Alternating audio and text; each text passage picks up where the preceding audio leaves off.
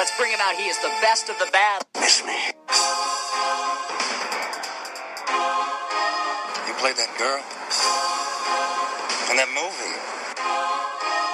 Hello? 1, 2. Freddy's coming for you. How would you like to join us in the definitive nightmare? Leave us alone, you son of a bitch! There's something I have to finish.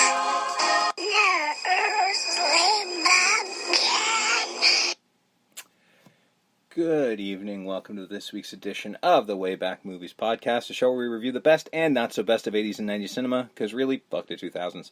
My name is Steve, and with me on this crazy journey, Jackson. Doctor. Doctor.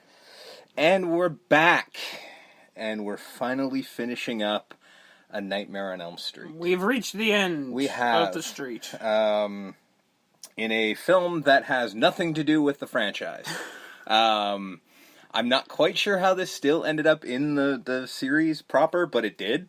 Well, I mean, could you make an argument that it isn't? I it think has so. Freddy Krueger. It has Freddy Krueger, but really, I mean, like, it's not a Nightmare on Elm Street. It's Wes not. Craven's New Well, Nightmare. that's why. That's why. Like last time, when they're just like Freddy's dead. Technically, they did kill off the original franchise. They killed off the franchise proper, and this sort of was like a outlier in the franchise.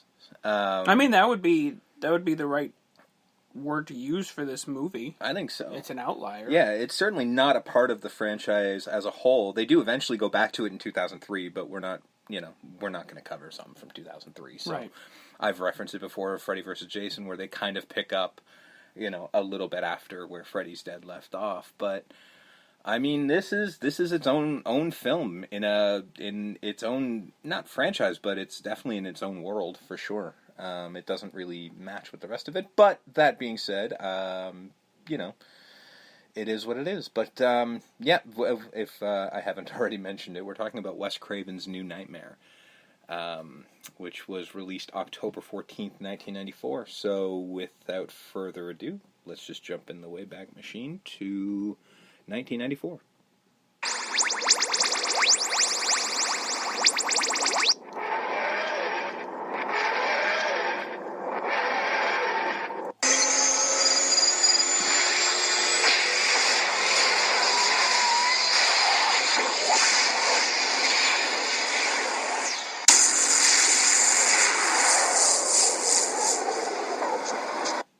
Alright, here we are in 1994.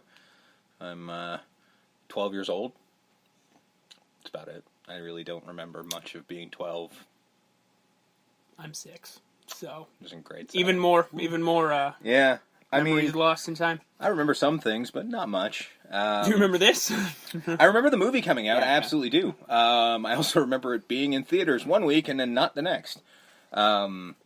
This is back when they pulled you out of theaters immediately if you started to suck.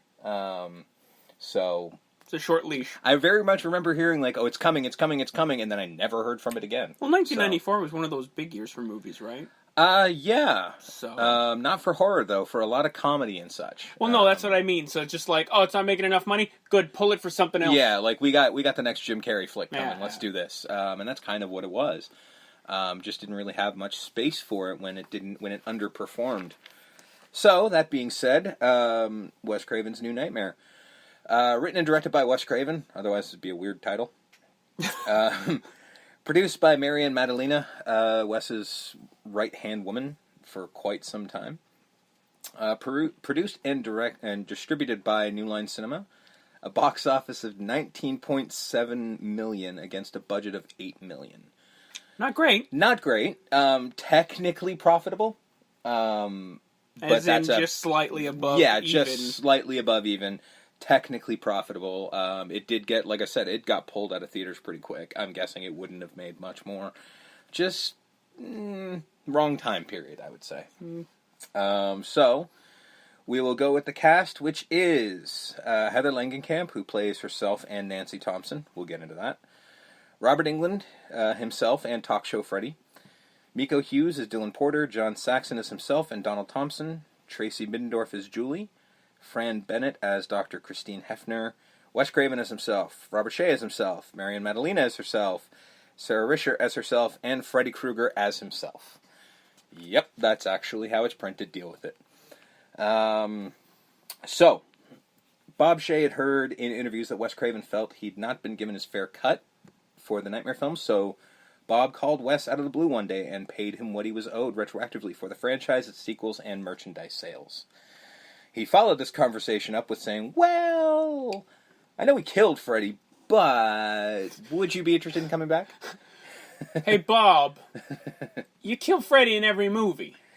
Yeah, but you don't make a movie called Freddy's Dead and then 3 years later resurrect him and be like, here's another movie.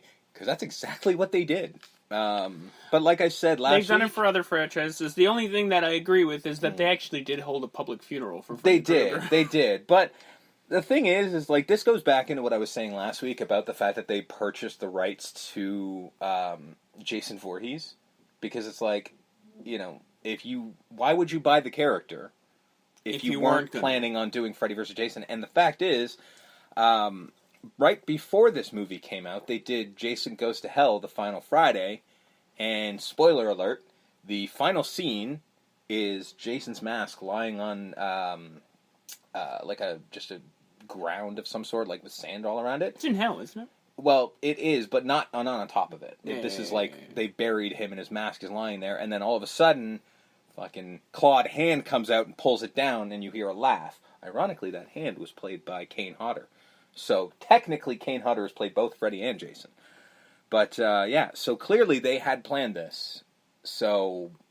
Took them 10 years. Yeah, but... took them 10 years. Well, that's another long story, and maybe someday we'll get to that. But this is one of those things where it's like, well, you killed him, but you really never intended for him to stay dead. Like, I will even say, speaking of the Friday the 13th franchise again, they absolutely intended to kill him after the final chapter. That was supposed to be it. And that was part 4. And Jason Goes to Hell was part 9. So, clearly it didn't take. But that was their intent. And I believe I don't believe that was their intent when they made Freddy's Dead. I really don't. They might say it all day long, but when you purchase the rights to Jason, like, 6 months later... Because the only argument I can make is that they were going to make more Jason movies. Yeah, but why... I'm not saying that's why do that. But that's the thing. But why would New Line buy just the character and not Friday the 13th as a whole? Right. They just bought Jason Voorhees. I don't know why they wouldn't come out and go, yeah, well, we're trying to make Freddy vs. Jason. Well, they did with the Claw coming out. That was sort of the tease of like, yes, we are trying, and they were. They absolutely were. That's why they bought that movie was in developmental hell. That movie ended up being in developmental hell for more than a decade. Yeah. But that was their intent. That was why they bought the character. So, I don't know. I don't buy the fact that they thought it was ever going to be the end. Or maybe they were just going to do Freddy vs. Jason in its own universe, and they're just like, this is the end of their franchises, we're just going to have them fight each other just for the shit of it. Yeah.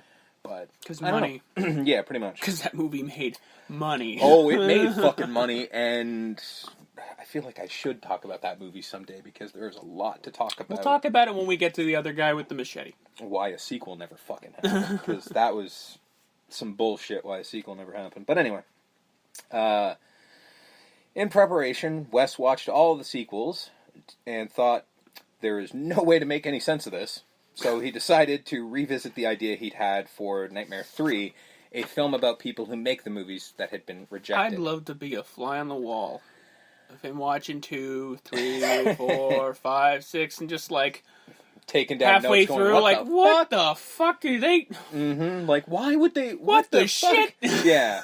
Although Wes doesn't talk like that, he's so prim and proper. There was he no might way. Have. We don't know. And when it's just him and his freaking boxers on the couch watching Nightmare 2, he'll be like, "What the fuck did they do?" I find it so hard to believe that this prim and proper dude who was so eloquently spoken, and I'll get to that near the end of this review, but there's no way he talked like that. But I'll get there. Yeah. Wes jokingly claims he cemented the idea by giving Bob Shea his biggest role in a Nightmare film to date. But on the day of filming that scene, Bob was extremely nervous and thought he was horrible. Wes thought he was fine.